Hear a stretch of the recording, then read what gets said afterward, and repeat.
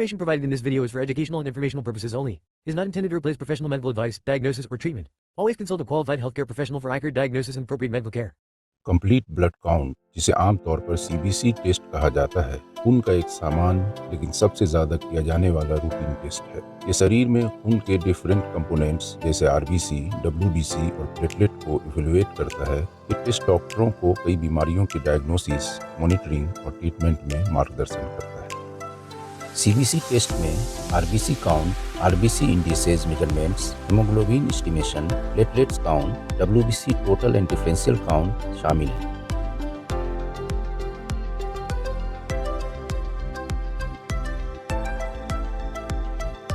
RBC count test blood में RBC की कुल संख्या बताता है। कम काउंट एनीमिया, खून की कमी तथा किडनी की समस्या में मिलता है और बढ़ी संख्या पॉलीसाइथेमिया, डिहाइड्रेशन का संकेत देता है। हीमोग्लोबिन खून में ऑक्सीजन ले जाने वाली क्षमता को दर्शाता है। Low haemoglobin anaemia iron, vitamin B12 या फोलेट की कमी में मिलता है और हाई वैल्यू ऊंचे क्षेत्रों में रहने वाले लोगों में पानी की कमी से हुए गाढ़े खून में या पॉलीसाइथेमिया बीमारी में होता है। हेमाटोक्रीट खून में आरबीसी का प्रतिशत बताता है। ये एनीमिया में कम रहता है और डिहाइड्रेशन यानी पानी की कमी वाली स्थिति में ज़्यादा होता है। एमसीवी आरबीसी का औसत आकार दर्शाता है। आरबीसी का बड़ा आकार विटामिन B12 या फोलेट की कमी से हुए मैक्रोसिटिक एनीमिया में दिखता है। छोटा आकार आयरन की कमी से होने वाले माइक्रोसिटिक एनीमिया में मिलता है। एमसीएच और एमसीएससी आरबीसीज में हीमोग्लोबिन की कंटेंट और कंसंट्रेशन बताते हैं। आमतौर पर कम एससीएच और एमसीएससी आयरन की कमी से हुए हाइपोक्रोमिक एनीमिया में मिलता है। आरडीडब्ल्यू आरबीसी के आकार में विविधता को दर्शाता है। डीएलसी में व्हाइट ब्लड सेल्स की कुल संख्या, डिफरेंशियल काउंट में डब्ल्यूबीसी के विभिन्न प्रकार जैसे न्यूट्रोफिल्स, लिम्फोसाइट, मोनोसाइट, इस्नोफिल्स और बेसोफिल्स की प्रतिशत संख्या और एब्सोल्यूट काउंट में इनकी टोटल संख्या बताई जाती है। डब्ल्यूबीसी शरीर की इम्यून सिस्टम का मुख्य कंपोनेंट है। ल्यूकोसाइटोसिस यानी बढ़ा हुआ WBC count bacterial infections, inflammation, blood cancer इत्यादि में मिलता है। लिपोपीनिया वायरल इन्फेक्शन, बोन मैरो की कमी में दिखता है। न्यूट्रोफिल शुरुआती बीमारी से लड़ने का प्रमुख अस्त्र है। इसकी संख्या bacterial infections, acute inflammatory conditions, myocardial infarction, surgery इत्यादि में बढ़ती है। न्यूट्रोपिनिया यानी कम न्यूट्रोफिल से इन्फेक्शन का खतरा बढ़ जाता है। ये कंडीशन वायरल इन्फेक्शन, कैंसर के इलाज के दौरान हाइपोप्लास्टिक और एप्लास्टिक मैरो कंडीशंस में मिलता है।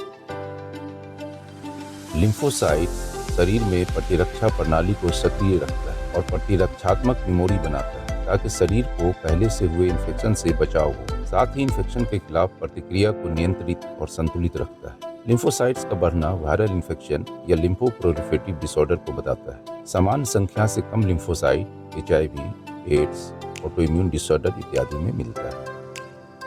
इस्नोफिल इन्फेक्शन और एलर्जी रिएक्शन से लड़ने में मदद करता है। इस्नोफिल का बढ़ना जनरली एलर्जी या पैरासाइट इन्फेस्टेशन का संकेत देता है। इस्नोफिल्स की संख्या में कमी के कारणों में सीरियस इन्फेक्शंस, कॉर्टिकोस्टेरॉइड तथा इम्यूनोसप्रेसेंट का प्रयोग, प्लास्टिक एनीमिया और ऑटोइम्यून रोग इत्यादि शामिल है।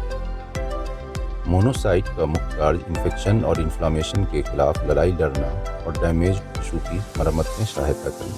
मोनोसाइट के बढ़ने से क्रोनिक इन्फेक्शन या इन्फ्लामेशन का पता चलता है। मोनोसाइटोपिनिया यानी मोनोसाइट का कम हो जाना, plastic anaemia, myelodysplastic syndrome, immunodeficiency जैसे HIV इत्यादि में मिलता है।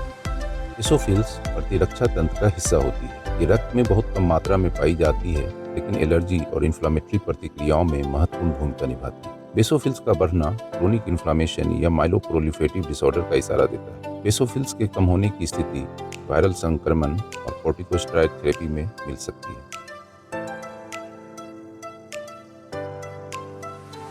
प्लेटलेट खून के थक्के बनने में मदद करता है। संख्या कम होने से खून बहने का जोखिम होता है तो इम्यून थ्रोम्बोसाइटोपिनिया, बोन मैरो में प्लेटलेट का उत्पादन कम हो जाने का परिणाम होता है। और प्लेटलेट का बढ़ना इन्फ्लामेशन, आयरन की कमी, माइलोप्रोलिफरेटिव डिसऑर्डर में हो सकता है।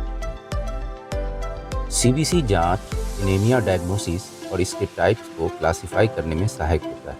डब्ल्यूबीसी टोटल और डिफरेंशियल काउंट से इन्फेक्शंस का प्रकार जैसे बैक्टीरियल, वायरल या पैरासाइटिक पहचाना जा सकता है। इस्नोफिल्स और बेसोफिल्स की गिनती से एलर्जी या अस्थमा जैसी बीमारियों का पता चलता है। सीबीसी से ल्यूकेमिया, माइलोमा या बोन मैरो संबंधित समस्याओं की भी पहचान होती है। प्लेटलेट काउंट से खून बहने या खून के थक्के बनने की समस्याओं का पता चलता है। क्रोनिक लीवर, किडनी या ऑटो इम्यून बीमारियों के दौरान सीबीसी से बीमारी की प्रगति का इवैल्यूएशन किया जाता है। सीबीसी रिपोर्ट की क्राइटेरिया व्यक्ति की उम्र, लिंग और लैब के आधार पर बदल सकती है। किसी भी असामान्य परिणाम को मरीज की मेडिकल हिस्ट्री और अन्य परीक्षणों के साथ जोड़कर समझा जाना चाहिए। सीबीसी केवल प्राथमिक जानकारी देता है। किसी विशेष बीमारी की कन्फर्मेशन के लिए अन्य परीक्षणों जैसे पेरिफेरल स्मीयर, बोन मैरो जांच की आवश्यकता हो सकती है। अतः सीबीसी एक सरल, सुलभ और व्यापक जांच है जो खून की समान स्थिति से लेकर गंभीर बीमारियों तक का पता लगाने में सहायक है। इसे मरीज के लक्षणों और अन्य परीक्षणों के साथ मिलाकर सही डायग्नोसिस किया जाता है।